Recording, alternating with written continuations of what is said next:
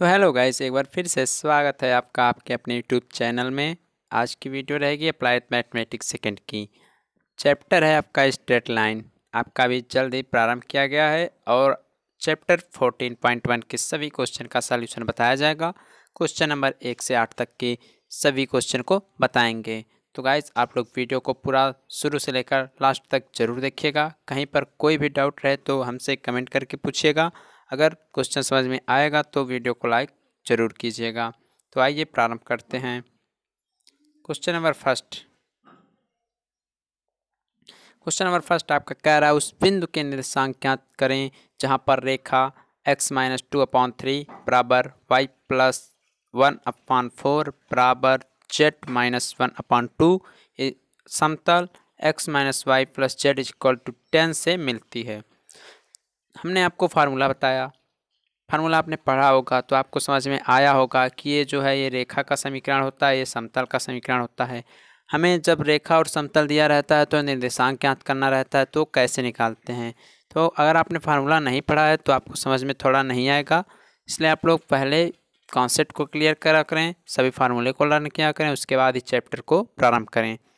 तो आइए इसको सॉल्व करते हैं। तो जो यह रेखा का समीकरण है इसको लिख लेंगे x-2/3 = y+1/4 = z-1/2 बराबर r के मानेंगे और यह इक्वेशन फर्स्ट होता है। अब यहाँ पर r क्या होता है, r ये होता है, अभी आपको हम बता रहे हैं, r के द्वारा आपके कुछ वैल्यू आएंगे, r की कुछ मान आएगा जिससे आप लोग x, y और z का मान ज्ञात करेंगे और वही x, y, z का मान ही आपके निर्देशांक होंगे। ये सब आपको फार्मूले में बताया गया है निर्देशांक ज्ञात करने के लिए। तो देखिए एक एक को बारी बारी से क्रम से हम लिखेंगे। सबसे पहले x-2/3 के बराबर r करेंगे, फिर यहाँ से आपको x की वैल्यू आएगी 3r+2 के बराबर, यहाँ से आपको x की वैल्यू मिलेगी 3r+2 के बराबर, फिर y+1/4 = r करेंगे तो यहाँ से आपको y की वैल्यू मिलेगी 4r-1। उसी प्रकार से हम z को निकालेंगे तो z-1/2 करेंगे r के बराबर, तो z बराबर हमें मिलेगा 2r+1। अब देखिए x, y, z की वैल्यू पता चल गई है, लेकिन अभी भी आपको r की वैल्यू चाहिए, तभी हमें x, y, z की पूर्ण वैल्यू पता चलेगी। तो r की वैल्यू को निकालने के लिए आप लोग क्या करेंगे, तो मान लीजिए यही जो आए हैं x, y, z यही आपके निर्देशांक हो गए। तो यही देख लीजिए आपके निर्देशांक हो गए 3r+2, 4r-1 और 2r+1 हो गया है।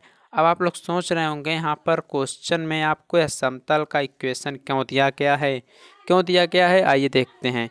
क्योंकि जो x, y, z आपका आया है r के बराबर में, उसमें हम x, y, z की वैल्यू को पुट करके r की वैल्यू निकालेंगे। तो देखिए समतल का आप लोग इक्वेशन लिखेंगे तो x-y+z बराबर 10 है, तो समीकरण 2 हो जाएगा।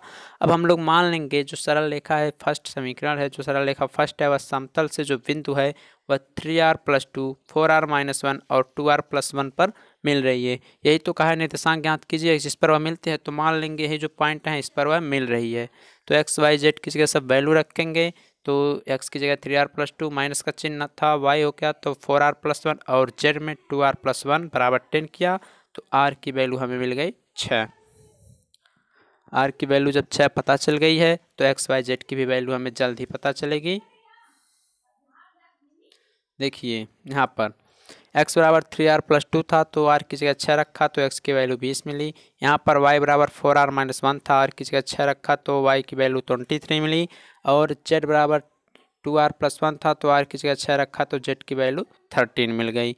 इस प्रकार से जो हमारे निर्देशांक मिले हैं वह मिले हैं 20, 23 और 13। तो आशा करता हूँ आपको यह क्वेश्चन समझ में आया होगा। और देखिए क्वेश्चन आपके एग्जाम में पूछा भी जाएगा तो 5 नंबर में पूछा जाएगा, इसलिए आप लोग इसे बहुत ही अच्छी तरीके से सॉल्व करिएगा। नहीं समझ में आएगा हमसे कमेंट करके पूछिएगा, फिर से बताएंगे। आप लोग हमारे इंस्टाग्राम पर फॉलो कर सकते हैं, वहाँ पर भी अपनी प्रॉब्लम को आप लोग शेयर कर सकते हैं। कोई भी कन्फ्यूजन रहे वहाँ पर भी आप हमसे पूछ सकते हैं।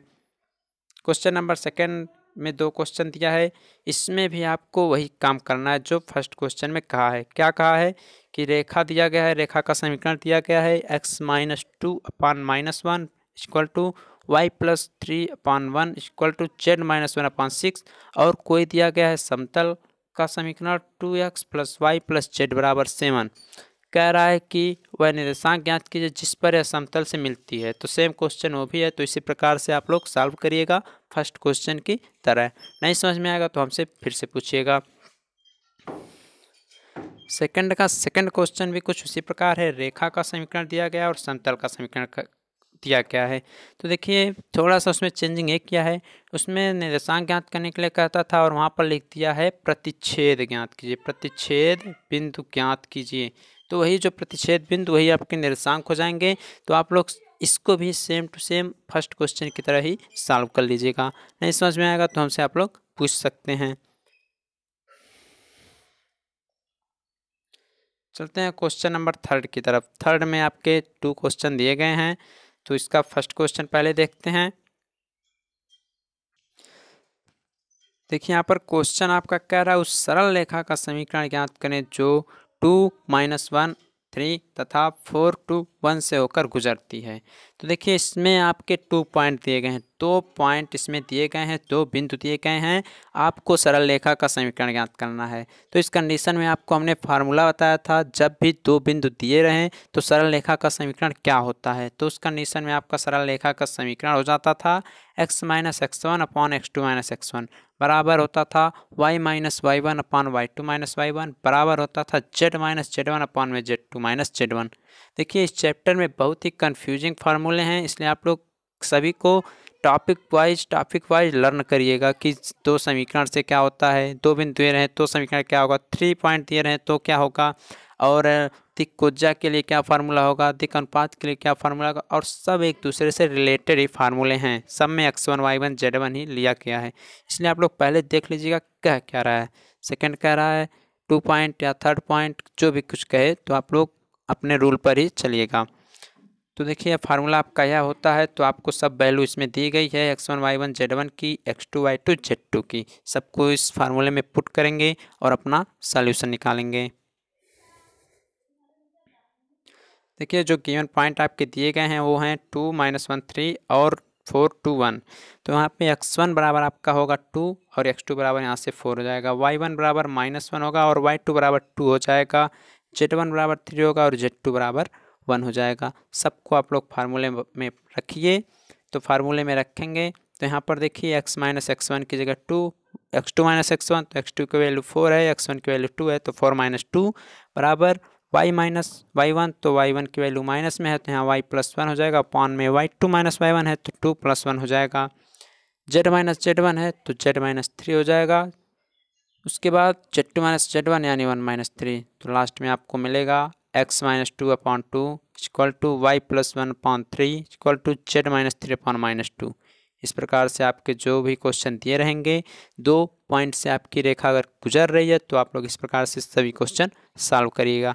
इस टाइप के क्वेश्चन आपके 2 नंबर में आते हैं, तो आप लोग पूरा तैयारी के साथ जाइएगा एग्जाम में, एक भी क्वेश्चन मत छोड़िएगा।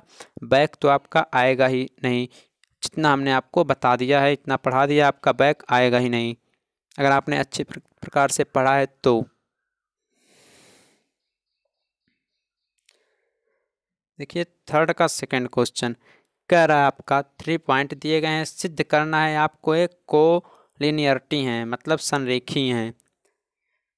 तो इस कंडीशन में भी आपको फार्मूला बताया था हमने, अभी हमने आपको बताया, बहुत ही कंफ्यूजिंग फार्मूले हैं इस चैप्टर में, इसलिए आपको ध्यान से सभी फार्मूले को लर्न करना पड़ेगा। अब देखिए संरेखीय की कंडीशन में आपका फार्मूला होता है, जब कोलिनियरिटी होगा पॉइंट तो उस कंडीशन में आपका फार्मूला होता है x3 - x1 upon x2 - x1 equal to y3 - y1 upon y2 - y1 equal to z3 - z1 upon में z2 - z1 होता है। तो इसमें भी सभी पॉइंट आपके दिए गए हैं, x1 x2 y1 y2 z1 z2 x3 y3 z3, सबके वैल्यू आपको पता है, सबको सिंपलीफाई करके आपको फार्मूले में पुट करना है। तो आइए सबकी वैल्यू पहले निकाल लेते हैं। यहाँ पे देखिए पॉइंट हमने लिख दिया ABC। x1 की वैल्यू यहाँ से -1, x2 की वैल्यू 1 और x3 की वैल्यू -3 लिख दिया गया। y1 की वैल्यू यहाँ से -2, y1 की वैल्यू यहाँ से 1 और y3 की वैल्यू यहाँ से -5। z1 की वैल्यू रखेंगे तो यहाँ से -3, यहाँ से 1 और -7।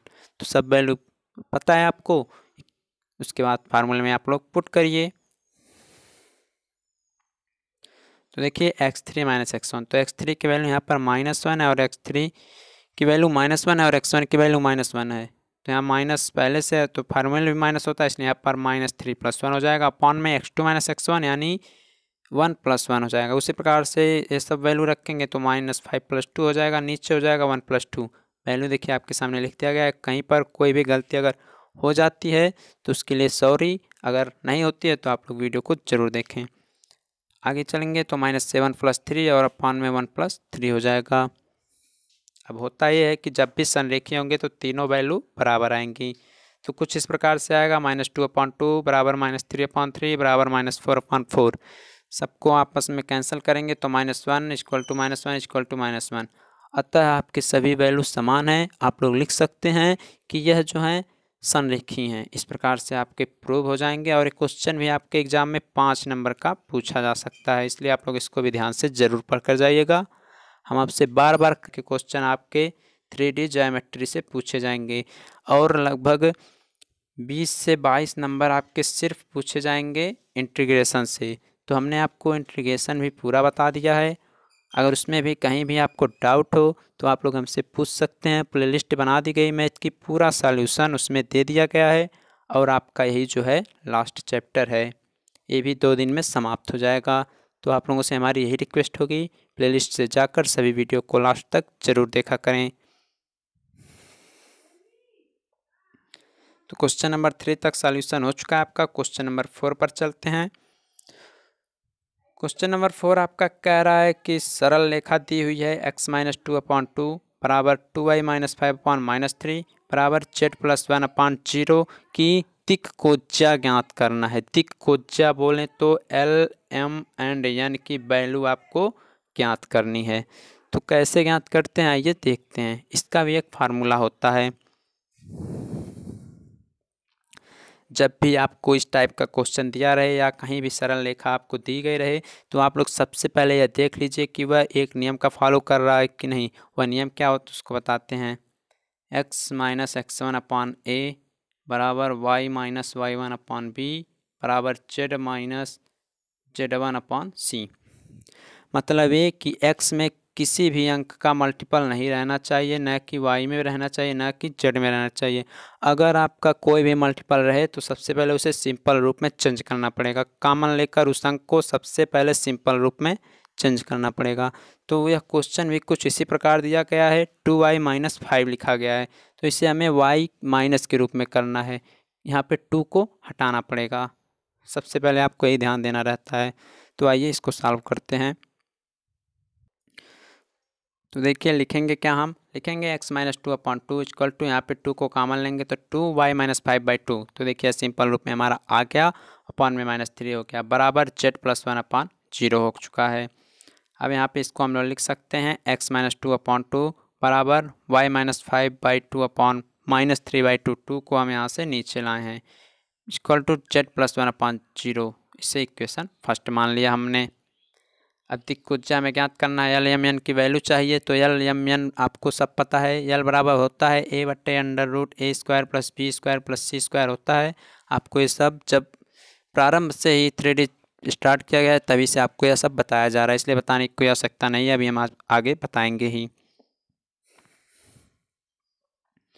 तो समीकरण 1 जो है इसकी तुलना हम जो है करेंगे उससे, किससे, स्ट्रेट लाइन के मानक समीकरण से, जो कि होता है x - x1/a equal to y - y1/b equal to z - z1/c से। तो यहाँ पर x1 बराबर देखिए -2 आएगा, y1 बराबर आपका यहाँ पर आएगा -5/2 और z1 बराबर 1 आएगा।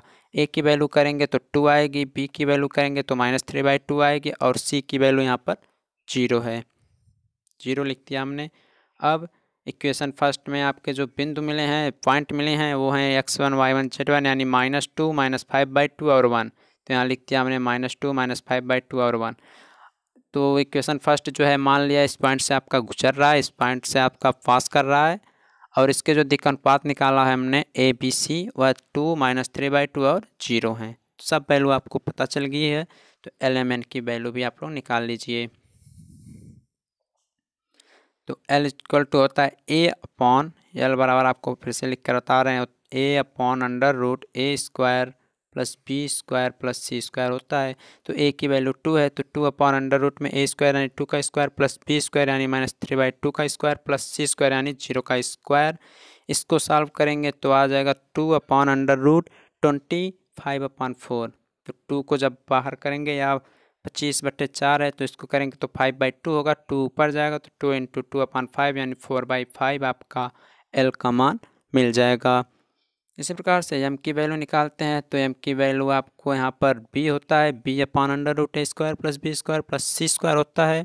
तो यहाँ की बी की वैल्यू -3/2 और अंडर रूट की वैल्यू आपका 5/4 हुआ है, तो उसकी जगह हमने लिख दिया √25/4। फिर यहाँ से करेंगे तो -3/2 होगा, यहाँ से 2 अंडर रूट से हटकर ऊपर जाएगा और यहाँ 25 का जो स्क्वायर रूट हो जाएगा वह 5 हो जाएगा, और इस प्रकार से -3/5 मिल जाएगी एम की वैल्यू। एन की वैल्यू निकालेंगे तो देखिए जब सी की वैल्यू 0 है तो एन की टोटल वैल्यू 0 हो जाएगी। तो इस प्रकार से आप लोग निकाल सकते हैं, क्या निकाल सकते हैं, दिक् को चाहे जो भी रहे आपकी एल एम एन की वैल्यू को। क्वेश्चन नंबर 5 आपका कह रहा है, बहुत ही इंपॉर्टेंट क्वेश्चन है, बहुत ही कंफ्यूज करेगा आपको। कहा है कि दो सरल रेखा के समीकरण दिए गए हैं और कह रहा है कि इसको सममित रूप में लिखिए, सिमेट्रिक फॉर्म में लिखना है आपको, इसको सिमेट्रिक फॉर्म में इसको लिखना है। तो आइए लिखते हैं। इक्वेशन हो गया x + y + z + 1 = 0, 4x + y - 2z + 2 = 0। अब आपको जब भी सिमेट्रिक फॉर्म कहे, सिमेट्रिक फॉर्म आपको जब भी सॉल्व करने के लिए कहे तो आप लोग हमेशा ऑन XY एक्सिस पर चलेंगे, जहाँ पर z = 0 मान लिया जाएगा। ध्यान देने वाली बात यही है। उसके बाद आपका सिंपल हो जाएगा क्वेश्चन। तो देखिए मान लेंगे XY एक्सिस पर काट रहे हैं, तो ऑन XY एक्सिस पर z = 0 हो जाता है।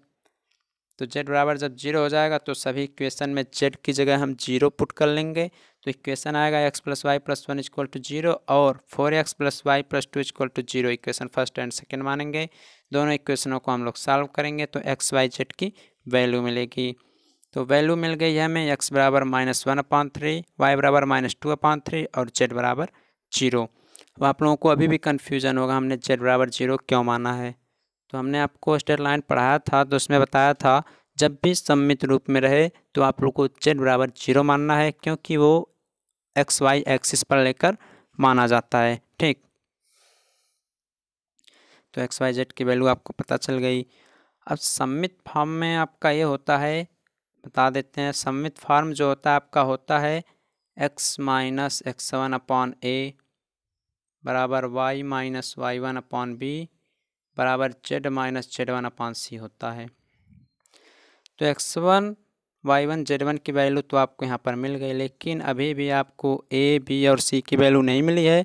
आपको ये भी बता दें जो भी सिमेट्रिक फॉर्म होता है वहाँ पर a की जगह आपका l होता है। क्या होता है, a की जगह आपका l, b की जगह m और c की जगह n होता है। तो हमें क्या क्या निकालना है, हमें अभी तो x1 y1 z1 की वैल्यू पता चली है, एल एम एन की वैल्यू भी चाहिए। तो एल एम एन की वैल्यू निकालने के लिए हमें ए बी सी की भी वैल्यू चाहिए। तो आइए सब कुछ हम निकालते हैं, उसके बाद इस इक्वेशन में पुट करते हैं, वही हमारा लास्ट आंसर आएगा।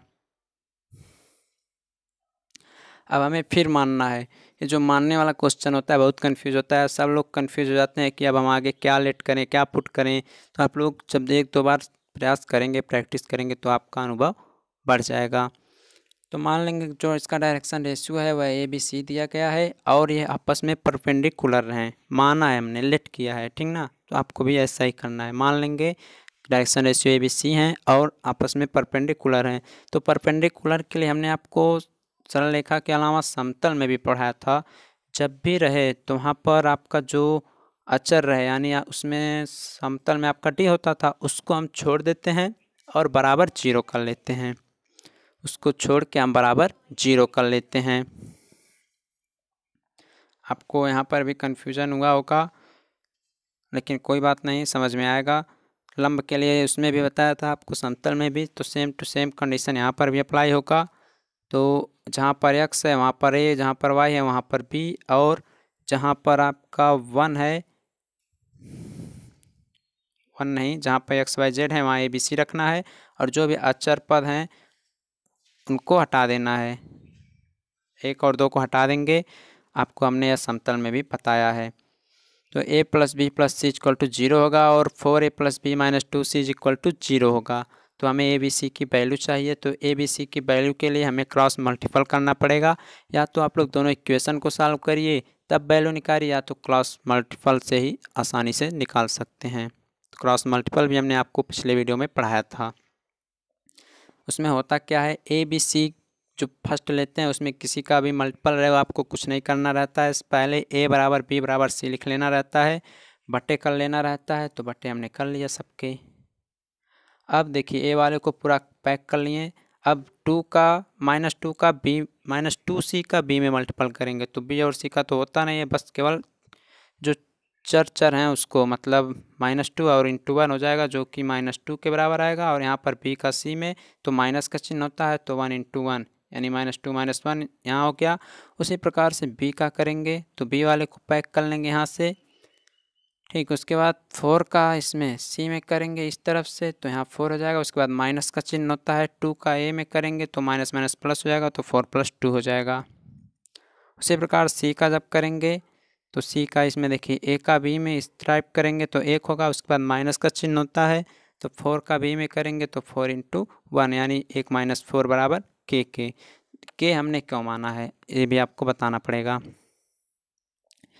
के हमने इसलिए माना है क्योंकि जब के को नहीं मानेंगे या लेमडा नहीं मानेंगे या कुछ वैल्यू नहीं मानेंगे तो हमें ए बी सी की वैल्यू कहाँ से मिलेगी कैसे।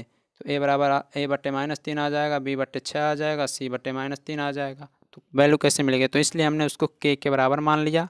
तो यहाँ से a की वैल्यू आपकी -3 के हो जाएगी, b की वैल्यू 6 के हो जाएगी, और c की वैल्यू -3 के हो जाएगी। तो इतना आपका हो चुका, ठीक ना। अब आपको एक बात और बता दें, यहाँ पर आपका ये भी हो सकता है, सिमेट्रिकल फॉर्म के लिए अपॉन में एल होता है, लेकिन यहाँ पर हमने जो दिक् अनुपात हैं उसको ए बी सी मानकर ही सॉल्व किया है। दिक् अनुपात यहाँ बहुत बड़ा रोल निभाएगा अपना।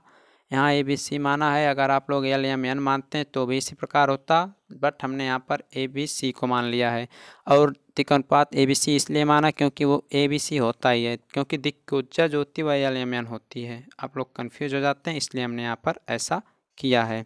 सम्मित रूप में लिखना ही है तो आप लोग इस प्रकार से भी लिख सकते हैं। तो फार्मूला ये हो जाएगा, x - x1 यानी -1/3 होता है, तो x + 1/3 हो जाएगा। यहाँ अपॉन में a की वैल्यू -3 के, y + 2/3 बराबर 6 के, z - 0/-3 के से सब कैंसिल हो जाएगा, आ जाएगा x + 1/3/-3 बराबर y + 2/3/6 बराबर z/-3। इतना आपका आंसर हो जाएगा। यहाँ पर आप लोग चाहें तो यहाँ पे -3 को कॉमन ले सकते हैं, तो यहाँ पर हो जाएगा 1, ठीक, यहाँ पर 2 और यहाँ पर -1 हो जाएगा। लेकिन इस टाइप में भी लिख लेंगे तब भी आपका क्वेश्चन सही रहेगा। तो यह क्वेश्चन आपको समझ में आया होगा। उसी प्रकार से क्वेश्चन नंबर 6 भी कहा है कि 2 इक्वेशन दिए गए हैं, इसको भी सिमेट्रिकल फॉर्म में लिखना है, सम्मित रूप में लिखना है, तो इसको आप लोग सॉल्व करिएगा। इस टाइप का क्वेश्चन हमने आपको बताया अभी जस्ट ऊपर ही, क्वेश्चन नंबर 5। नहीं सॉल्व कर पाएंगे तो हमसे एक बार आप लोग ज़रूर पूछिएगा, कमेंट करिएगा। अगर आ जाता है तो लाइक ज़रूर करिएगा वीडियो को।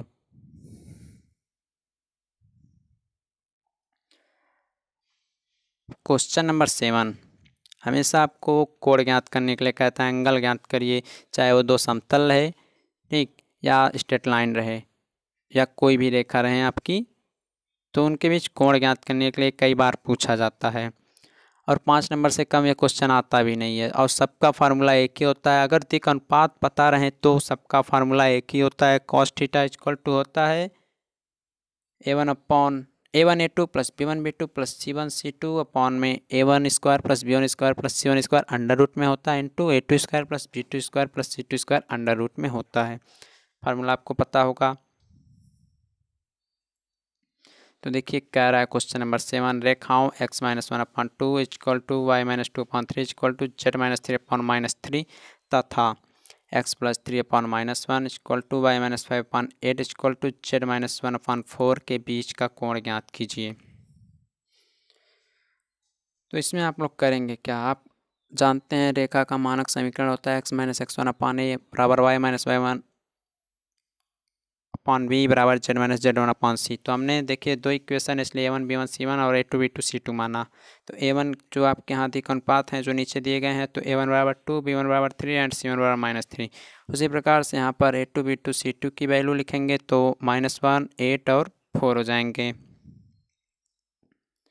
जब सब कुछ पता चल गया तो cos थीटा के फॉर्म में अप्लाई करेंगे तो होता क्या है a1 a2 तो 2 इंटू -1 प्लस b1 b2 यानी 3 इंटू 8 प्लस c1 c2 यानी 4 इंटू -3 अपॉन में under root a1 square plus b1 square plus c1 square यानी अंडर रूट में 2 का स्क्वायर 3 का स्क्वायर और प्लस -3 का होल वर्ग into under root a2 square plus b2 square plus c2 square यानी -1 का स्क्वायर प्लस 8 का स्क्वायर प्लस 4 का स्क्वायर। तो ऊपर सॉल्व कर लेंगे तो -10 आएगा, नीचे का सॉल्व करेंगे तो अंडर रूट 22 आएगा और यहाँ पर अंडर रूट 98 आएगा। या cos थीटा बराबर आएगा -10 अपॉन अंडर रूट 81 का मतलब 9 और यहाँ पर अंडर रूट 22। या थीटा बराबर आ जाएगा cos inverse -10 upon 9 under root 22 या theta equal to cos inverse 10 upon 9 under root 22। यही जो है आपके दो रेखाओं के बीच का कोण हो जाएगा। यहाँ पर प्लस क्यों हो गया, क्योंकि आप लोग जानते हैं cos माइनस थीटा की वैल्यू cos थीटा होती है। ओके, तो आज का लास्ट क्वेश्चन देखते हैं। इसमें भी आपको कोण ही ज्ञात करना है। इसमें जो है अधिक अनुपात आपका डायरेक्ट दिया हुआ है, सीधे आपको फार्मूले में पुट करना है और आंसर ज्ञात करना है। क्या ये रहा उन रेखाओं के बीच का कोण ज्ञात करें जिनके अधिक अनुपात दिए हुए हैं। तो देखिए a1 a2 b1 b2 c1 c2 सबकी वैल्यू दी गई है आपको, तो यहाँ पर वैल्यू आपको लिख दी गई। सबको पुट करेंगे तो cos थीटा बराबर a1 a2 यानी 2 इंटू 3 प्लस b1 b2 यानी 3 इंटू 4 प्लस c1 c2 यानी 4 इंटू 5 अपॉन में under root a1 square plus b1 square plus c1 square into under root a2 square plus b2 square plus c2 square हमने यहाँ पर कर दिया। Total solve करेंगे तो ऊपर 38 आएगा, नीचे अंडर रूट 29 आएगा इंटू अंडर रूट 50 आएगा। अंडर रूट 50 को लिख सकते हैं 5 अंडर रूट 2। कैसे लिख सकते हैं ये निकाल लेते हैं मान। 50 को सॉल्व करेंगे तो 2 से यहाँ 25 आएगा, 5 से करेंगे तो 5 आएगा, यहाँ से करेंगे तो 1 आएगा। तो यहाँ देखिए पेयर हो जा रहा है तो 5 अंडर रूट 2 आप लोग इसे लिख सकते हैं। यहाँ पे cos थीटा की वैल्यू आपको मिल जाएगी 38 अपॉन 5 अंडर रूट 58। 5 रहेगा ही, अंडर रूट 29 का अंडर रूट 2 में मल्टीपल होगा तो 5 अंडर रूट 58 आपका cos थीटा की वैल्यू आएगी। तो गाइस आज की जो भी क्वेश्चन थे आज के सब आपका सलूशन पूरा विधिवत तरीके से बताया गया। अब भी कोई डाउट रहे तो अब वो आपके ऊपर है कैसे आपका डाउट रह चुका, हमने पूरा क्लियर कर दिया। फिर भी डाउट हो तो आप लोग हमसे पूछ सकते हैं। अगर आपको समझ में आया तो वीडियो को लाइक कीजिएगा, कमेंट कीजिएगा और चैनल को सब्सक्राइब ज़रूर कीजिएगा।